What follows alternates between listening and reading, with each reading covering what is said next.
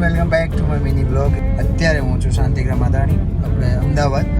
And અત્યારે video એટલા માટે શૂટ કર્યો છે ને તમારી જોડે શેર કરું છું કે આપણા અમદાવાદમાં ગમે તે જગ્યાએ જાઓ પણ જે શાંતિગ્રામમાં જે શાંતિ અને જે સ્વચ્છતા છે એવી આખા અમદાવાદમાં ક્યારે નથી. તો અહીંયા આવું ને સાચે ત્યારે મને 1-2 કલાકનું કામ હોય ને તો મને એમ થાય કે આખો દિવસ અહીંયા રહેવાનું હોય ને તો બી હું રહી શકું. કેમ કે એના રસ્તાઓ અહીંયાની જે હવા છે એકદમ ક્લીન છે.